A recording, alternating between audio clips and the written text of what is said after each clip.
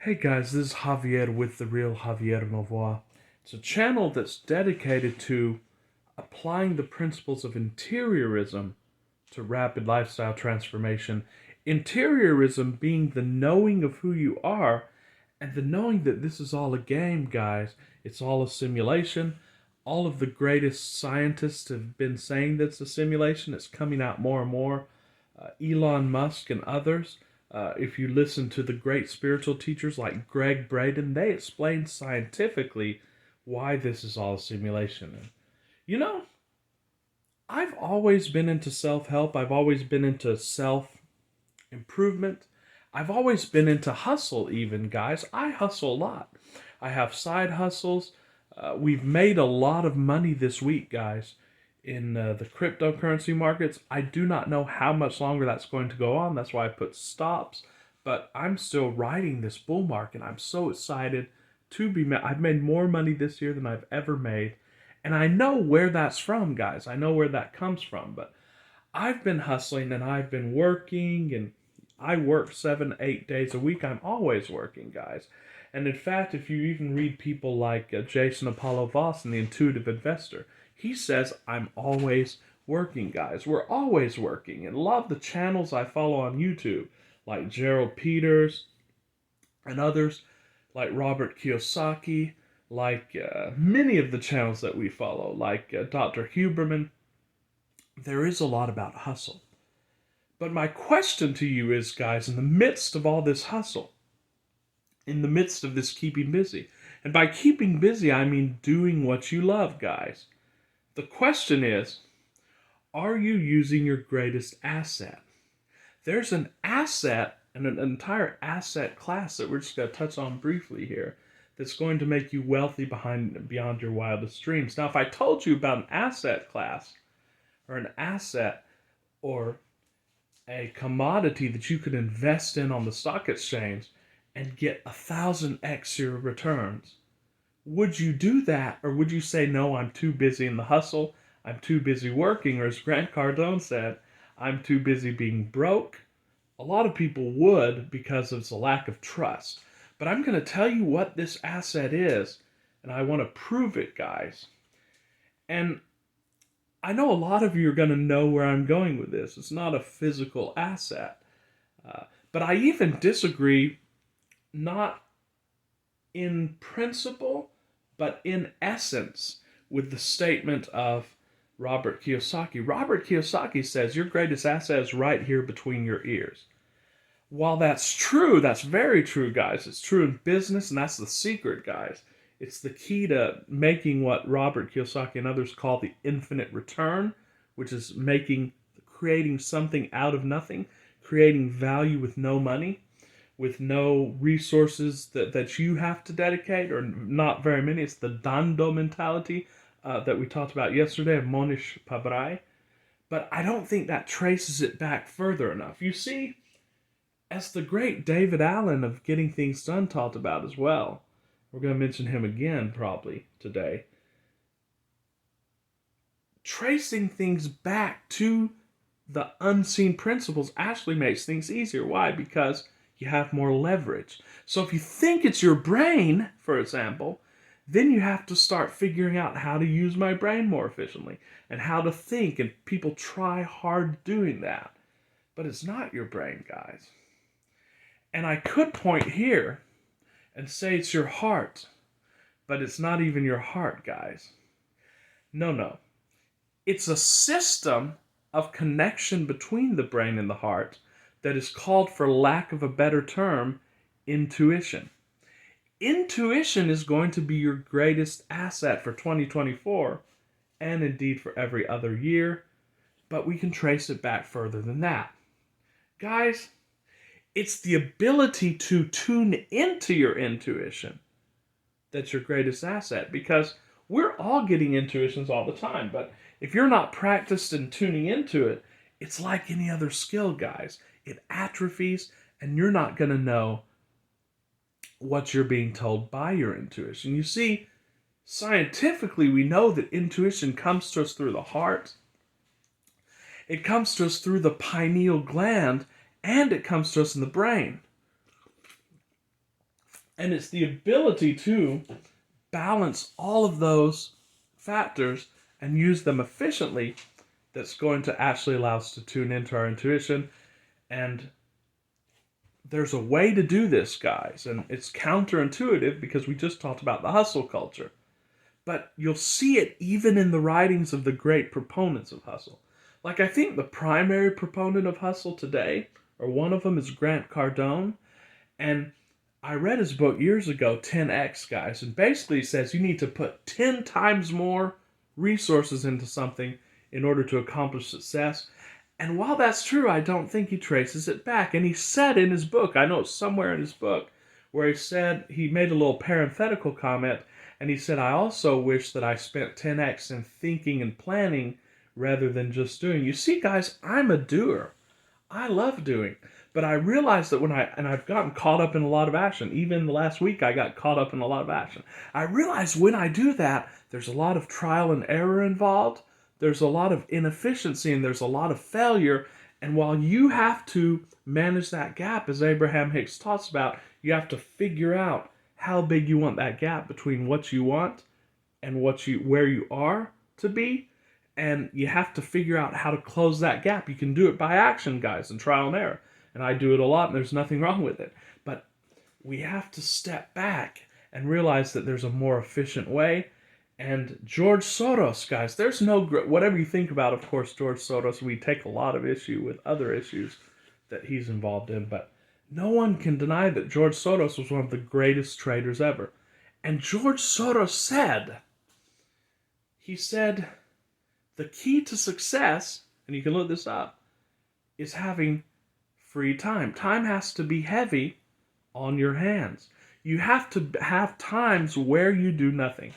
And even the great protege and associate of George Soros, and we'll say no more, we won't mention who he is, but he said one of the greatest assets of an investor is to know when to do nothing. And you've got to take these periods of rest, and it's called resting, guys. And we're actually going to go into more proof as to why this is the instrument for being able to read your intuition. You have to rest, guys. You have to meditate. You have to be able to contemplate, and you have to be able to take time aside because you learn things, right? You learn things to do. You are always asking yourself what to do and so on and so forth. But you've got to let what you've learned sort of percolate and flow and sort of mix and what another great mentor of mine called crockpotting. You've got to crockpot it, guys. And you have to actually dedicate time to that. And what you're going to realize is that first you do have to separate yourself a little bit. And you have to take that time of replenishment. But what you'll realize is that the better you get at this, you'll be replenishing all the time. And Abraham Hicks talks about this. She talks about the fact that if you're managing your vibrational gap throughout the day, then you won't need to take a lot of time for this. And I just want to read a passage here. This is a great book, guys. It's called The Varieties of the Religious Experience. It's by William James. And if you haven't read it, I recommend you read it. I recommend that you, if you read no other part of it, read The Religion of Healthy Mindedness. And that's basically what we teach on this channel. It's rapid lifestyle transformation. It's interiorism. And I just want to go in to what he says. He's talking about mind cure, and it's basically what we call interiorism. And law of attraction, law of assumption, all those modality guys come from this. And this was written at the turn of the 20th century. Even before that, it's a great book, and I've been reading it for probably the past 25 years. But he says, its founders, which is of this modality, have added systematic exercise and passive relaxation, concentration, and meditation, and have even invoked something like hypnotic practice. I quote some passages at random. And these are from religious books, guys. These are from books either by the Mind Cure movement or the early New Thought movement, or even by the Catholic Church. All religions have this, and they all encourage this, and that should be a pointer for you to actually practice this. But he says, The potency of ideals is the great practical truth on which the new thought most strongly insists. The development, namely, from within outward, small to great. So I hope you understand what this means. That means going from the unseen to the seen. That means a small seed within, like a mustard seed, which of course means being sealed in it, is what's going to go to the outside and cause things to happen on the outside. Basic idea of law of assumption. Consequently, one's thought should be centered on the ideal outcome. And he said, to this end, we should set times for silent meditation by oneself, preferably in a room where the surroundings are favorable to spiritual thought. In New Thought terms, this is called entering the silence. And we recommend that you enter the silence. It's basically a way to get very present, guys. He says, the time will come when this is going to happen when you practice this, guys. He said the time will come when in the busy office or in the noisy street or in your car, we can add that now, you can enter into the silence by simply drawing the mantle of your own thoughts about you and realizing that there and everywhere, the spirit of infinite life, love, wisdom, peace, power, and plenty, guys, power, that's what this is guiding, keeping, protecting, leading you. This is the spirit of continual prayer. And Paul said, pray without ceasing. How do we do that? Again, you say, you know what? You can just tell yourself this. You can basically get completely present. Say, you know what? Here and everywhere, the spirit of infinity, life, love, wisdom, peace, power, and plenty is guiding, keeping, protecting, and leading me. And indeed, Joel Goldsmith, another one of the great New Thought authors, talked about the fact that the Spirit goes before me and it goes behind me. It is protecting me and it's forming a rear guard. Just know that. Meditate on that, guys. And I love this. He says, and this is the author of this book, and I believe it's Trine, okay, one of the great New Thought authors. He said, one of the most intuitive men we have ever met had a desk at the city office where several other gentlemen were doing business constantly. So he was around a lot of people. A lot like a lot of our businesses and jobs. And often talking loudly, entirely undisturbed by the many various sounds around him. The self-centered, faithful man would, and the self-centered in a good way, guys, the true self. The self-centered, faithful man would, in any moment of perplexity when he was confused about something, trying to figure something out, draw the curtains of privacy so completely about him that he would be as fully enclosed in his own psychic aura and thereby as effectively removed from all the distractions as though he were alone in some primeval wood. It's basically as if he was alone in the woods, even though he's being surrounded by all these people. You can do this, guys. You can do it with practice. Taking his difficulty with him into the mystic silence in the form of a direct question to which he expected a certain answer, he would remain utterly passive until the reply came, and never once, through many years' experience, did he find himself disappointed or misled. So, another, and we're going to talk about this just a little bit, but another part of this, talking about going into the silence. He said, at such favorable seasons, the outside world with all its current daily events is barred out, and one goes into the silent sanctuary of the inner temple of soul to commune and aspire. Notice how I said the most intuitive man he's ever met. Many great authors have given us great principles for this, great techniques. And one great technique is if you're confused about something, let's say you're trying to figure out how to make $10,000.